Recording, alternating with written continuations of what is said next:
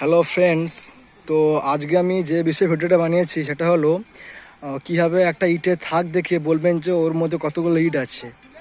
তো যদি ভিডিওটা ভালো লাগে অবশ্যই আমাকে সাবস্ক্রাইব করবেন এবং আপনার বন্ধুদের ভিডিওটা শেয়ার করবেন এবং একটা লাইক দেবেন। তো দেখুন এখানে একটা ইটের থাক আছে, এটা দেখে বলতে কতগুলো ইট আছে। তো আপনারা প্রথমে কি করবেন, এই যে ইটের থাকটা আছে, তো প্রথমত দেখুন এখান থেকে আমি গুনছি 1 2 3 4 5 6 7 8 9 10 11 12 13 14 15 16 17 18 19 20।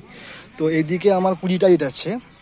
আর এদিকে দেখুন, এদিকে দুটো 1 2, তাহলে আমার টোটাল আছে একটা থাকে হচ্ছে কি 20 × 2 মানে 40টা।